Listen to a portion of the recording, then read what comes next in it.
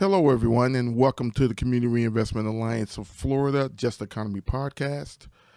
We are here today with our special guest, Charlene Van Dijk. Van Dijk. Okay, that's not how it's spelled. That's why we call her Charly.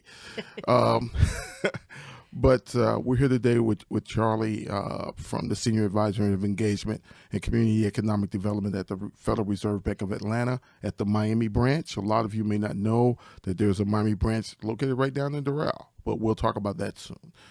I want to welcome you again to the Just Economy podcast, sponsored by the Community Reinvestment Alliance of Florida. The Community Reinvestment Alliance of Florida is a statewide membership organization. What we do is encourage the financial institutions, i.e. the banks, to reinvest into the community per the Community Reinvestment Act of 1977. We encourage them to build partnerships, collaborations with the nonprofits, as well as other corporate entities and government within the state of Florida. So one special announcement that we have for this particular podcast is September 13th. Please be aware that the nonprofit capacity building project will launch. It will launch online. This is for nonprofit organizations who have a budget of $500,000 or less for capacity building. Everything from auditing, strategic planning, board training, staffing, a wide variety of things. They will be able to apply for up to $20,000 to capacity build in their organizations. So we're looking forward to this. This is a big deal for us. This was made possible by a grant from Truist. So we'll be doing that, launching that on September 13th. Actually, also what we're going to do is we're going to have a resource page. So if you provide a service, you do strategic planning, you do specialized training, things for nonprofits or accounting or audits, things that nonprofits need in order to function. We're going to have a resource page for you as well. You'll be able to complete a resource page that will be available for the nonprofits to observe. And we put this together because I knew what was going to happen. That when we started doing this, that people were going to ask me, well, Cornell, can you recommend someone to do our audit? Or can you recommend someone to do our accounting or something like that? So instead of endorsing anyone, what we're going to do is have a resource page, and you will be able to, as a nonprofit, you will be able to go on that resource page and actually talk to individuals who you may want to engage in their services. So look forward to that. September 13th goes live. It's a simple application, 2 pages online, a few other pages of documentations that you must submit, but it's going to be a simple application online, and as the committee approves it, then we will send out the funds. So please look forward to that. Also, last thing, you must be a member of the Community Reinvestment Alliance of Florida in order to apply. So again, welcome to the Just Economy podcast. As you well know, we try to have a wide variety of people from nonprofits to organizations serving the community to government as well. So today, we're very fortunate to have someone from the Federal Reserve Bank of Atlanta, Miami branch, Charlene Van Dijk, the Senior Advisor in Engagement and Community and Economic Development for the Federal Reserve Bank Miami branch. So we look forward to having her, and they're talking about the Federal Reserve and getting you folks out there to understand how important the Federal Reserve is to the country and how economics move in this country as far as the Federal Reserve is concerned. So thank you. We call her Charly. Thank you, Charly. We appreciate you coming on the show today. Thank you for having me, Cornell. It's such an honor to be here. So questions I always start out with, tell us a little bit about your personal history and how did you come to the Federal Reserve? Sure. So I am originally from New York, right? And so like many folks in Miami, I came from up north. So Genesis there. But how did I end up at the Fed? I initially started working out of grad school at a nonprofit, a CDFI called the Latino Economic Development Center. And so I was giving out microloans to small business owners in the DC metro area, working with minority-owned businesses, women-owned businesses, and I absolutely loved that job. Great job. Really fun. Really fun to work with entrepreneurs. And in doing that work, I started to learn more about where the funding for those loans I was giving out came from. Turns out they came from the Treasury Department and from banks who were providing CRA eligible activities to my nonprofit where I was working. So there was a consortium of banks working together to provide a pool of loan funds that we relent out. And so from there, I got into the field of community development and Community Reinvestment Act and started to learn about all the different agencies that were involved. I hopped to Treasury, where I worked at the CDFI fund. So I was able to give grants and loans to nonprofits doing those same loans that I was giving. And through that, I met people at the Federal Reserve Board of Governors in Washington, D.C. And what people may not know about the Federal Reserve System as a whole, so there are actually 13 entities. There are 12 reserve banks all throughout the country. The Atlanta Bank is the one that I work at, and we have a branch in Miami. The 13th entity is the Board of Governors, and that's in Washington, D.C. That's the federal government entity of the Central Bank of the United States, which is the Federal Reserve System. The reserve banks are quasi-governmental entities. We all have our own presidents and CEOs. Ours is Raphael Bostic at the Atlanta Fed. And in working at the Board of Governors, I got to learn about how all 12 reserve banks do community development work, how they interact with banks around the Community Reinvestment Act, how they work with the other regulators, because there are other banking regulators, the Office of the Comptroller of the Currency, which is part of the Treasury Department, and the FDIC, the Federal Deposit Insurance Corporation, and us, the Federal Reserve System. And so for me, learning about the Federal Reserve System and seeing how the different reserve banks did their community development work, I was able to realize, oh, there are people doing amazing stuff on the ground in their communities in whichever reserve bank they're working to help banks and nonprofits see how to use tools like the Community Reinvestment Act, like philanthropy, like corporate donations, or working with businesses to get money to low and moderate income communities throughout the country and help reinvigorate and revitalize communities that have been disinvested because of historical federal policies.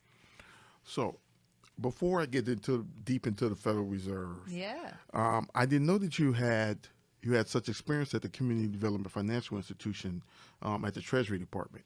For those of you who don't know what a Community Development Financial Institution is, or CDFIs, they are financial institutions but not regulated like banks are.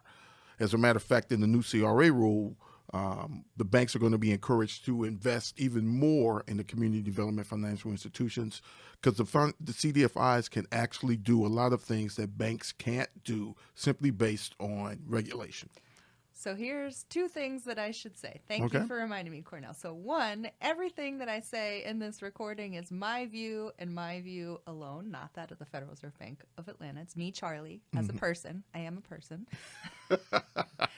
The second thing is I can't talk about the new CRA rule as much as I would like to because of pending litigation. But I can talk about the existing 95 rule, and I can talk about CDFIs. And actually, something that you mentioned is something else that most people don't know. So there are 4 types of CDFIs. So we have our nonprofit loan funds, like the one that I worked at, so not regulated at the federal level. We have venture capital funds, also not regulated at the federal level. But then there are CDFI banks that are regulated just like regular banks, and CDFI credit unions that are regulated by the NCUA. But the NCUA doesn't fall under the Community Reinvestment Act. Exactly. It's just those banks. So there are banks that can be CDFIs, but the majority, or at least half, if not more, of the CDFIs in the world are exactly the ones that you talked about, the loan funds, the nonprofits that I worked at. So most people think about that when they think about CDFIs. Yeah, please don't get me started as far as CDFIs are concerned. And in our state, last time I checked, there were 32 CDFIs, of which the majority are credit unions. One of the things, as the 3rd largest state in the country, that I keep harping on is that why do we not have more CDFIs? Jacksonville, which is the largest city by area in the country, has not one CDFI. The west side of Florida, Naples, that area, has not one CDFI. Here in South Florida, we have 3. Tampa has a few as well. Orlando has a few. But as the 3rd largest state in the country, there's no way that we shouldn't have more CDFIs that are not credit unions. So that's a fight I'm constantly fighting and trying to get communities as well to stand up CDFIs, organizations who've been doing the work for many years, doing loans, because one of the prerequisites of becoming a CDFI is actually doing loans at some point. As a matter of fact, one of our long-term strategic plan for Community Reinvestment Alliance of Florida is to become a CDFI. Amazing. Okay, so we should talk. Yes. Because I have that expertise, but I can connect you with folks. And I am curious if that grant that you mentioned that you're offering, is that something that a CDFI could potentially apply for if they wanted to do capacity building for their nonprofit, assuming they were a CRAF member? You know, that's a great question. We got to talk. Okay. We definitely got to talk. We definitely got to talk. So let's get to the heart of the matter. Let's get to talking about the Federal Reserve. So, Charlie, talk to us a little bit about the Federal Reserve's mission. Sure. So we actually have what's called a dual mandate from Congress. The word mandate sounds pretty serious, right? You are mandated to do this, and the mandate is price stability and maximum employment. And that is what the Fed is working to do throughout the country. Price stability meaning... Okay, you got to, with the way things are these days, you got to elaborate on price stability. So price stability is having control over inflation. I will say I am not an economist, right? So I am not the one making those decisions. We have brilliant economists who are, and they are working to make sure that inflation does not eat away at people's paychecks. Now, obviously, inflation was too high for a long period of time, and the mechanism to be able to adjust for inflation is our interest rates that we charge banks for the capital that they then relend out into the community. So, price stability is making sure that inflation doesn't erode people's paychecks, and maximum employment is making sure that everyone who wants to participate in the economy can. And so it's a dual mandate. It's two things that are working together. We also have core functions of the Federal Reserve System. So in addition to the dual mandate, we are working to ensure that the payments system, how your money goes back and forth, so between banks, like ACH, checks, right? Someone has to cash those checks behind the scenes. People who still use checks. We do. I do. I do too. But all payments have to be transferred through a clearinghouse system, right? We also have this purpose of supporting consumers and communities. That's where I come in. So my work is around how do we make sure that consumers and communities are able to participate in the economy, particularly low and moderate income communities, which is language from the Community Reinvestment Act. So how do we make sure that everyone who wants to participate can? And, okay, since you brought it up. And supervision, I should say, supervision of banks, right? So there are 5 core functions. We can go over them, but keep going. Okay, so how do you ensure that happens, that everybody who can participate participates? That is the million gazillion dollar question, right? I thought we start off hard right off the bat. You know what I mean? I didn't want to make it too easy for you. Right. So it comes in different ways. Job creation, right? Making sure that there are jobs for people, making sure that employers who have jobs are able to connect to workers who want jobs, making sure that workers have the skills to meet the needs of those employers. Making sure that small businesses, which are one of the main drivers of our economy, along with consumers, right, are able to access credit so that they can invest in and grow their businesses. So my parents were small business owners. My grandparents were small business owners. I know personally the power that a small business can have for creating intergenerational wealth. And so for me, when I think about my job, when I think about community development, I'm thinking about how can people participate in the economy in a way that's going to help them build wealth and assets so that they can send their kids to college, right? So that they can purchase a house, so that they can have autonomy in how they want to use their funds for themselves. But that's not a reality for everyone. Sure. So now that you say that, are there any particular programs that the Federal Reserve engages in for community and economic development? Or and we say community and economic development. I know it sounds like it's two separate things, but in my mind, they're hand in hand.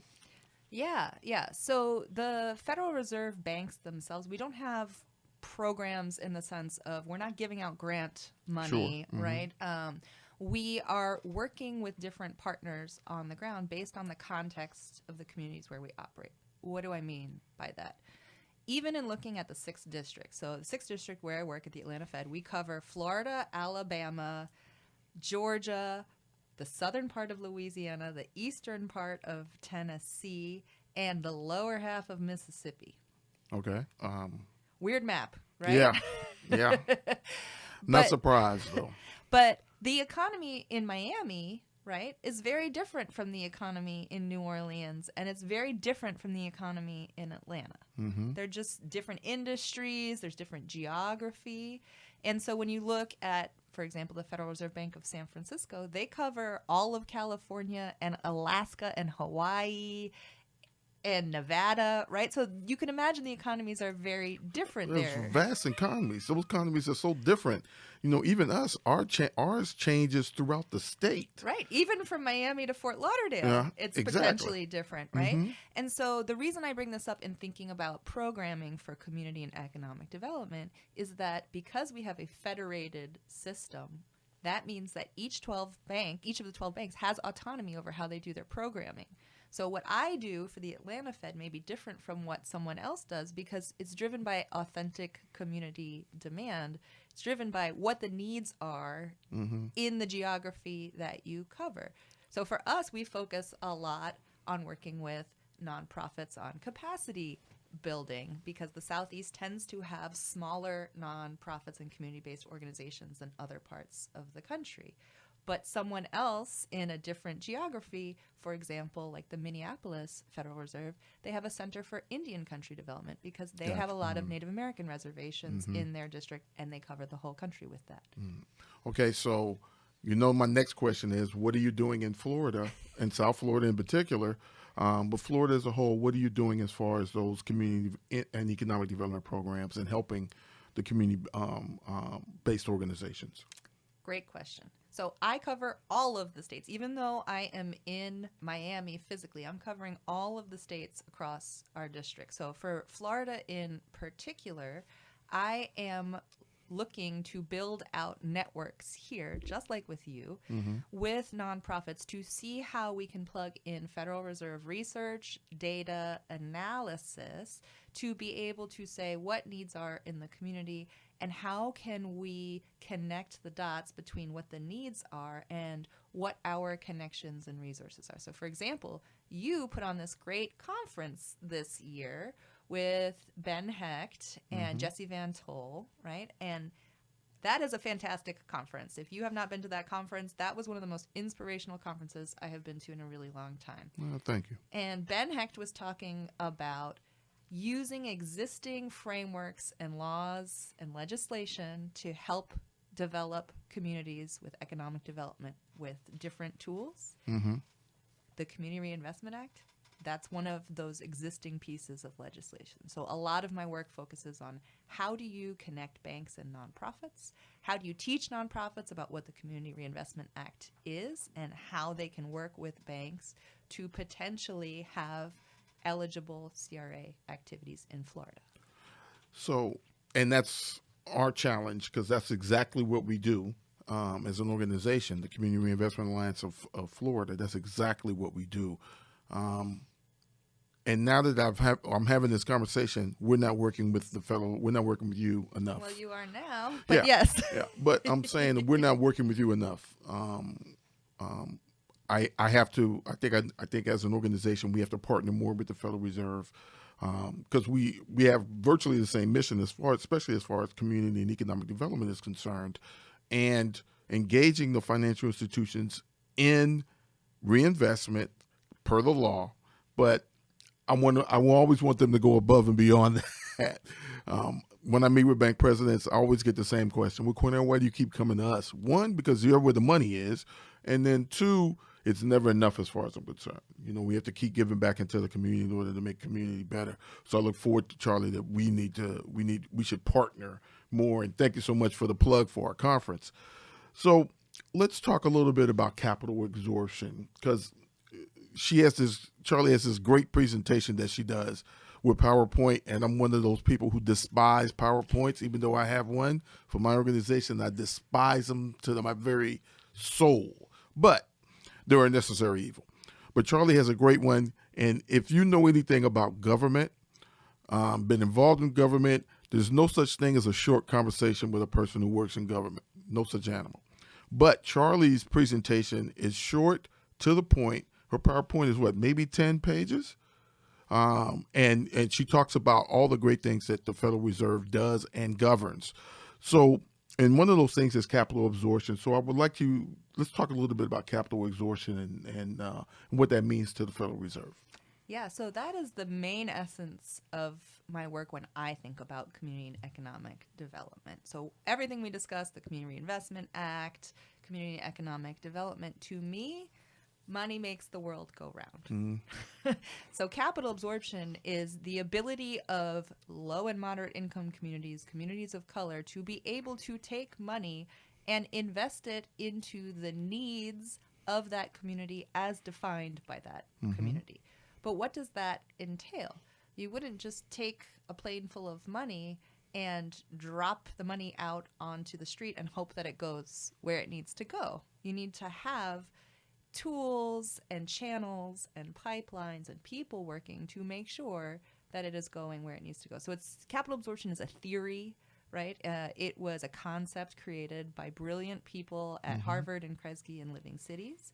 But it's really applicable when you think about what needs are in low and moderate income communities. There are three elements to this capital absorption theory framework. It is a shared priorities. So is the community in agreement of what it needs? How do That's you probably get the hardest part, right? It's really hard, right? Right? So how do you get people to come into agreement? Well, that's the essence of community development work. If you've done community development before, you know there's an element of community organizing, of having organic conversations with real people. And building a coalition, which is probably the toughest part, getting everybody to agree on what we're going to engage first, second, and third, right? Right. And when we say everybody, we mean everybody, right? Sure. So it's the community organizations, it's municipal and local government, it may even be state government, right? It's philanthropic partners, it's banks. What is the need? And the great thing about the Community Reinvestment Act is that for all banks, when they go through the analysis, they have to do something called performance context. So context is really important, it turns out. What's happening around you? What are the needs? What does the data tell us that is happening? That all feeds into a shared priority, right? Because if you're using data and analysis to say, here are the needs in the community, then you have a really strong case to make to other people to get to the shared priority. So that's one piece. There are two more pieces. Okay, but before you move on to the other two pieces, I got this question for you. Do we have access to that data that the Federal Reserve has? So we have access to lots of data that the Federal Reserve No, I'm talking has. about us, like the CBO's community based organizations. I mean, Yeah. do we have access? We have access to that data. So every individual can look up the public file for any bank, right? Yes. And so in that performance evaluation, there's information on performance context, and it has all sorts of analysis using census data, using other points of information to say, here is the context in which this bank is operating.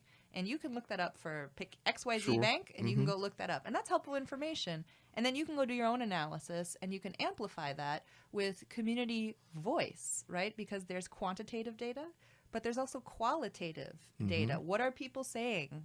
What do you know as a community member? And how does that tell the story of the context of what's happening in a place?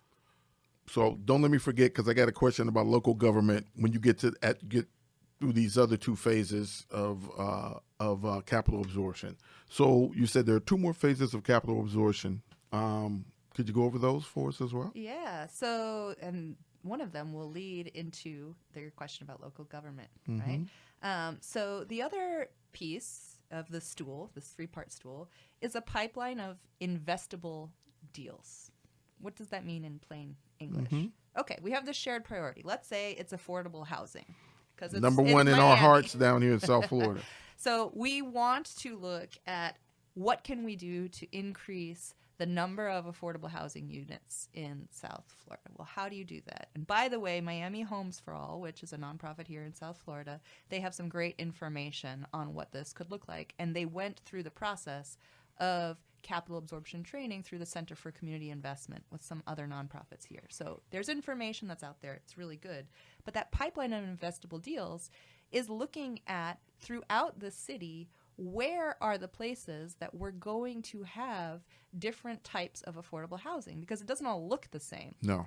There's multifamily, there's single family, there's small developers, small scale developers, there's large developers. So what does that look like in terms of the pipeline of investable deals? And is this a deal that a bank or a philanthropy or someone else would want a single investor like me, if I wanted to develop housing, right?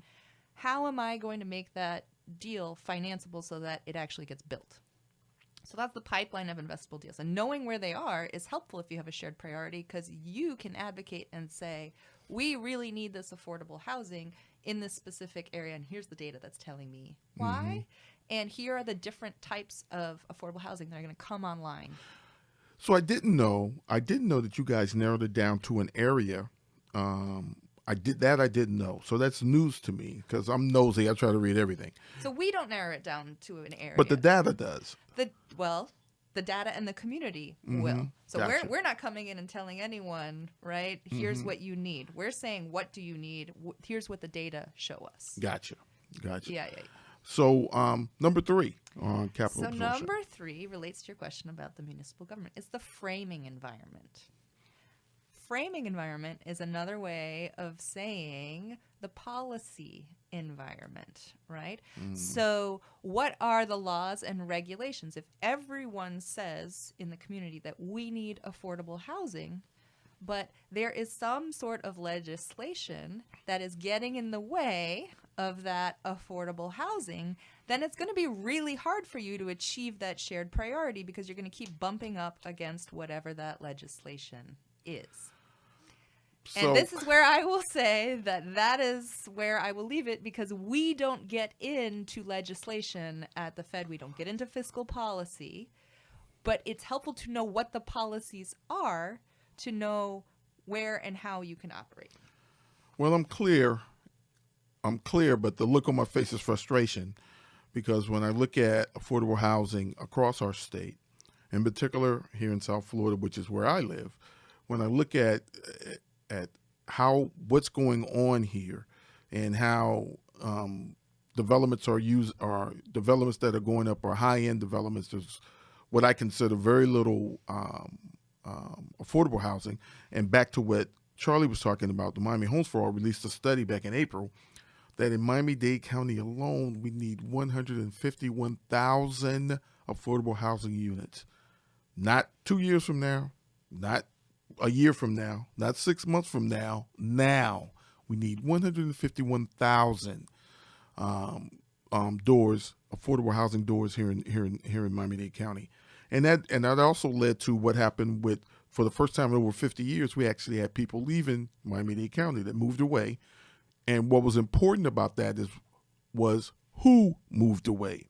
It wasn't. We all know that we have billionaires and multi-billionaires and multi-millionaires moving into South Florida, but who moved away from Miami-Dade County was what was important, and it was the folks who are low to moderate income, who can no longer afford to live here.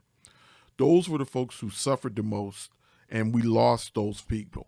When you think about this, and I'm sorry to go on a rant, Charlie, but when you think about this, here's what happens: you lose the people who work in the hotels. You lose the people who work in the dry cleaners, who do the car washes, nail salons, the small businesses that we keep talking about, that we keep saying need help. Those folks are the ones who move. It's not the multi-billionaires who get to work from their $20 million condo every day. It's not those folks who are leaving. They're coming.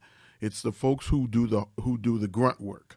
The work in the lower income jobs, who we end up losing because we don't have enough affordable housing. And That also leads to transportation. That also leads to income inequality, leads to racial inequality. It leads to climate change and climate gentrification. All those things tie into it, which is what I keep preaching to the banks about how the Community Reinvestment Act covers all of that. You know, just because it doesn't touch on it in the actual language of the Community Reinvestment Act, it touches on all of that. That's what the CRA does. So I'm really glad to hear that Federal Reserve is another resource for us in order to make our argument, in particular with the local government, because Charlie was reading my mind, because I wanted to, you know, how do we help influence local government? They have data as well, but they're also influenced, in all honesty, also influenced by other things that go on here in the state. So I don't want to get off on my rant too much. You did mention something, though, that I want to just amplify a little bit, right? So you talked about who is leaving higher cost geographies like Miami, right? And it is actually low and moderate income people. So it's police officers and firefighters, first responders, healthcare workers, teachers. These are all people, when you think about a community, what makes a community vibrant, Complete. It's everyone. So what you are talking about in terms of how the Community Reinvestment Act can be used to help address some of these challenges, affordable housing perhaps, or maybe even healthcare, right? Because everything's related, or at least I think so. There are these great resources that we have from the Federal Reserve System that talk about how the Community Reinvestment Act, as written and as the regulations exist from 1995, right, how they can be used to support things like healthy communities, like child care, like disaster and climate resilience, all within the existing regulations, not even looking at the new regulation, just from today. How do you use what is in the wording and what is already perceived as potentially CRA eligible, right? And it's a how-to. How do you do this? Even workforce development. Yeah. How do you have a bank participate in lending activity, investments, or services to help drive these different elements of community development? And see, and this is the great conversation to have, Charlie, because I think that in some cases, in a lot of cases, the financial institutions just don't recognize, and it's up to us, not particularly the Federal Reserve, but us as the community-based organizations, to get them to recognize and understand.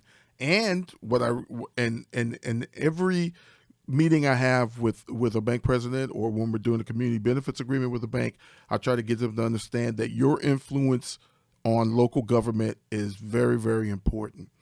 I don't even need you to talk. I just need you to be in a room with a big sign on it that says such and such bank, and that you're supporting us doing things to bring in affordability, fight climate change, fight climate gentrification, fight racial inequality, fight for better transportation, all these things that we need to make a whole community, so we can not have people who are low to moderate income or middle income, as you state, the police officers and so on, and firefighters, actually leave the community with the thing that I love living here, but I can't afford to live here anymore. I can't afford to raise a family here anymore. I got to go somewhere else. We can't have that happen and survive. So getting the banks to understand that, okay, look, your investment in dollars is great. I need that as well. But your investment in your presence, when we're in those rooms, when we're fighting, when we have the budget fights, those your influence and your presence in those rooms are just as important. I'm sorry, I went on another rant. But you know, I think Charlie, that the Federal Reserve is not. We don't give you your flowers like we should. Oh. You know. There's a lot of things that are going on as far as the Federal Reserve is concerned, and there's always criticism of the Federal Reserve or any large entity. There's always going to be that. But the things that you talked about today, you're talking about capital absorption, talking about community and economic development, and the Federal Reserve's involvement is something that I need to add to my talking points when I'm talking to organizations and talking to financial institutions and corporations as well. I need to add that because I think it's truly important, not just regulation, because the Federal Reserve regulates banks, regulates a certain segment of banks as well, but also all the other outside of things that you do with your particular programs. How are you? How are you feeling about how do you feel about the Federal Reserve's mission? I shouldn't say mission, but how the Federal Reserve can even more impact our communities, our state. Just some ideas. I'd like to hear from you. Some ideas. In my your personal opinion. Mm-hmm. So I will say we have lots of tools and resources, right? Mm-hmm. So we have researchers, economists, we have data sets, and in my personal opinion, right, sometimes it's really hard to translate that information to a practitioner or to just a regular person who doesn't have a PhD or a master's mm-hmm. degree. So for me, how I see my role is to distill what is being produced and what is relevant so that people who are on the ground can take it and run with it and say, here's this information. We run great surveys. We have a small business credit survey that we do every year, and there's fantastic information in there that someone who's working in an organization like yours could use in grant applications, right? Or could use when you are speaking to different entities like local representatives or banks, so that you are saying this is information from the Federal Reserve System or the Federal Reserve Bank of Atlanta. And being able to equip you with those tools, that's what we want to do in community and economic development, right? We call it research-informed engagement and mm-hmm. engagement-informed research. So hopefully you are taking what we produce, bringing it with you, engaging, we're having a conversation about it, or Sure. you're using it in your conversations, and then you tell me what you need in terms of answering research questions. And I can take it back to the people who have the PhDs. I don't. I have 2 master's degrees, but not a PhD. Mm-hmm. And they can do some analysis to be able to say, what Cornell is seeing, he's onto something. Or, that might be an outlier. Maybe that's just Cornell. Let's look across the state, or let's mm-hmm. look across the Southeast, or let's even look across the country and see, is this something that is happening in other places? Yeah. Okay. So, in other words, what Charlie's saying is, especially us as community-based organizations, we need to work with the Federal Reserve even more than we do now. And we'll definitely have her information, contact information, and hopefully you'll get a flood of calls. That I already see Charly everywhere these days, so we'll be seeing a lot more of you. So I want to tie together 2 things that you've worked on. Mm-hmm. Tell me a little bit about how CDFIs, community development financial institutions, and the capital absorption have to do. How do they connect? That is a fantastic question, Cornell. Thank you for asking that. So when I think about capital absorption in my deck that you mentioned, right, mm-hmm. there's this diagram that shows how everything works together. So CDFIs are one piece of the puzzle in terms of the pipeline of investable deals, right? Because they can finance those deals. Mm-hmm. They can also help shape the shared priorities. So a CDFI, if it's doing its job well, is going out and asking the community what it needs. Maybe it's partnering with multiple CDFIs and other organizations and banks to try and meet needs of the community. Mm-hmm. And even in terms of the framing environment, when I worked at my CDFI in DC, our staff would go and testify in front of the DC local government to talk about what we were seeing with our clientele. So that was my CDFI, right? Each one does it different. But in terms of capital absorption, CDFIs have that ability to participate in all 3 elements. They have the ability to take on CRA activities, services from banks and activate CRA, which is one small part mm-hmm. of capital absorption. It's a really important part, yes. right? But it's one piece. They can take on federal government money. So the money from the Treasury Department that my CDFI used to get is a piece of the puzzle. Philanthropic dollars are the puzzle. They're bringing it all in and aggregating it And leveraging is the key. So for dollars that you are able to take in from philanthropies, from banks, from other places, a CDFI is going to then lever that money so that basically you're multiplying the amount of money that you have on your balance sheet to do even more good.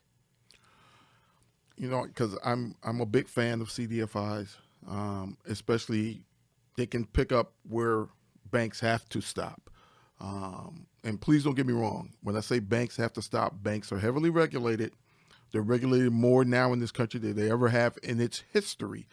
So they are regulated quite a bit. So, but their investment in CDFIs help the CDFIs take it a step further, which is really good to hear. And I'm everywhere I go in the state of Florida, I'm gonna encourage folks to become CDFIs if they possibly can. Like I said, our long term, in the next 2 to 3 years is to become a CDFI. So it just employs more dollars, more power, more knowledge, I think, out into the community where the banks have to stop due to regulation, right? So it depends. Yeah. Right. But essentially, I think it has two elements, right? So when I was at my CDFI, we did loans from $500 up to $50,000. A bank could do those loans, but it's not profitable for them to do They lose those money. loans. And it takes a lot of time, and I had to do a lot of hand-holding with my clients so that they were prepared to take on the loan, to repay the loan, which is most important because you never want to give a loan to someone who can't repay the loan. That's not doing anyone a service, right? Yeah. So how do you make sure that the entrepreneur, for example, understands their finances and their debt service coverage, which is how much money you have available at the end of the day after all your expenses go out the door to pay debt, so that they're not taking on too much of a burden where they are crushed by this debt amount, right? I had student loans. No one likes to live under a mountain of debt. You want to be able to feel like you are able to repay it, and not even feel, you have to be able to repay it because otherwise it affects your credit and ability to get more credit in the future. This is true. So banks can do this type of lending. It's not cost effective for them to do it. And so that's where CDFIs step in. CDFIs also step in participating in transactions with banks. So for example, if you had a big affordable housing development and a bank says, okay, I can do $1 million, but I want to be in first position on this affordable housing transaction. A CDFI can say, okay, that's great. I have this free money from the Treasury Department. No money's ever free. No. But I have this low cost subsidized capital from the Treasury Department, from the CDFI fund. And what I'm going to do is I will take a second position or even third position so that you can have the requirements of your regulator to be in first position. And I, the CDFI, am going to take the risk of having a subordinated piece of debt so that the deal goes forward. And it's going to be a good deal, right? Like if a bank is underwriting it and putting in $1 million, it's going to be one that is going to get repaid. But it gives them the comfort to know that they have that extra cushion in the transaction from a CDFI. So there are lots of ways that CDFIs and banks can partner, and they're not necessarily taking or cannibalizing each other's loans. Exactly. So, when I have conversations with banks and talking about investing in CDFIs and partnering with CDFIs, especially on large projects that you're speaking of, this is another pot of money or another way in order to finance a larger than normal project. Another great thing about the CDFIs that I'd like to interject here is that the CDFIs recycle their money. The money that they get, the money that I loan out.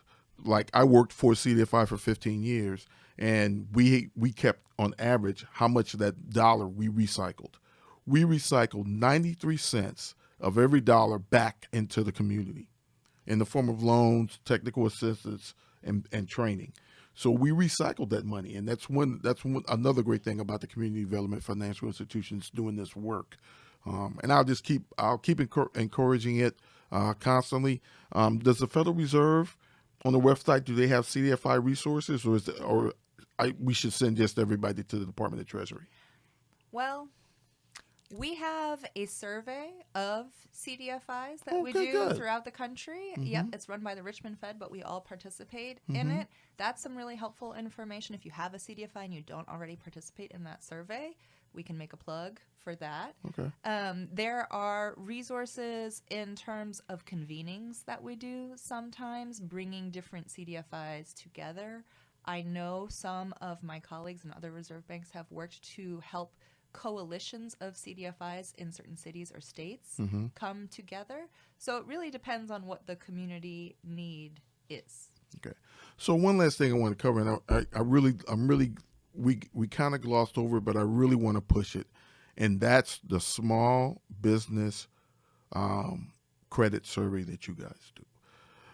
Small businesses, I don't know how this is so important, and if you've been keeping up with the headlines recently, banks have already announced starting Q4, tightening of lending dollars to small businesses is going to get even more tightened than they are right now.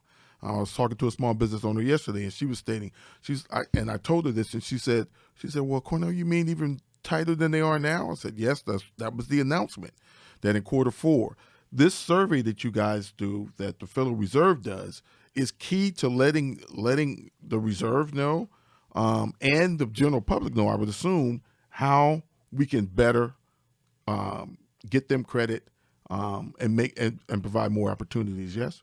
So the survey is time bound. So this is you're talking about something for Q4. The Small Business Credit Survey won't tell you that piece specifically. Not yet. What it looks at is a certain point in time. So for example, the 2024 survey that's going to come out in the fall soon, because we're in the fall, just not in South Florida because there's never fall. But the Small Business Credit Survey for the fall will be asking people over the last year, did you apply for credit? And if so, did you get the credit that you asked for? What was the type of credit, right? So it's trying to understand what small businesses are looking for when they go to get credit. Credit comes in many different forms. So there can be different types of credit. For example, trade credit is something that people don't talk about a lot, but it's basically if you have a supplier and they're going to let you buy something in advance and then you don't pay for it until later. That's credit, right? Because it's money that you're using now, but it's not your money, it's the supplier's money. So there are different elements, and the Small Business Credit Survey is trying to understand, in addition to banks, do you have merchant cash advances? Are you using different tools like credit cards to finance your small business? Because small businesses are ingenious in how they beg, borrow, steal, not steal, but beg, borrow, recycle, use money to be able to keep the doors open. My dad has a peony farm in New Jersey, and to be able to make payroll, right, he has to have a large sum of money sitting in the bank account so that he can pay his workers. And not everyone is able to do that. But he knows at the end of his season, he'll have cash coming in from his clients. But cash flow. Cash flow is king, right? And so credit is really important for the different uses. And I think I don't know. I didn't see where you got that data or survey information, so I can't verify that is or is not true. It was South Florida Business Journal. Okay. Did an article. Okay. But either way, businesses are going to figure out how to make things work with or without credit. But the need for how they're going to use that credit really matters. So as an underwriter, I'm always asking, what are your sources and uses of credit? If you're using the credit that you need, like my dad, right, to finance your payroll because you know you're going to have money at the end of the season, then that's an easier loan, hypothetically, to underwrite than someone who is saying, I'm looking at my business right now and I can't pay my employees, but I don't know when the money's going to come in to make that money back, right? So whether or not credit is or isn't more tightened because of lending requirements, right, it always comes down to the business itself too. So, final question. what do you guys do with the results of that survey? Who gets it? And how do you use it to, I don't want to say influence, but I don't want to say influence, but how do you guys use it? Okay, that's the best way for me to put it. Really exciting. This year, we actually have enough respondents from the city of Miami to have an individual Miami snapshot of small businesses. And so that's going to come out shortly on our website. And for us in South Florida, right, that's really helpful information because it's specific to Miami. Usually the information comes out at a state level, which is still helpful, but having the special geographic areas is even more helpful if you're focusing on your work here. So how we get that out, there's a website. It's called fedsmallbusiness.org, but you can also go to the Atlanta Fed's website because we have a segment with the different city and state level reports. And you take that information and use it as you will, but I do presentations, my colleagues do presentations all the time about how this information can be used, what the results are, and even sort of what the takeaways mean, right? So in South Florida, for example, we have a lot more respondents from women-owned business and minority-owned businesses than in other parts of the country. Why is that? Well, because in Miami, we have it's a given, yeah. Right? Yeah, and we have a lot of small business owners. And so we have a diverse pool of business owners, and that's great insight to have for a specific geography that might tell us about other places too. So if you're watching this and you're running the Chamber of Commerce, you're running some type of business club, anything having to do with small business, you need to start inviting Charly to come and talk about the Federal Reserve's survey. I think we have a tendency to blow off these things thinking they don't do anything, but having that insight and the Federal Reserve using the results of what you need. These are your needs. You are talking about your needs as far as credit is concerned and banking needs, letting the Federal Reserve know so the Federal Reserve can actually put that out on their website and go, okay, here's what the businesses and the small businesses or businesses in general in Miami-Dade are looking for, and here are their needs.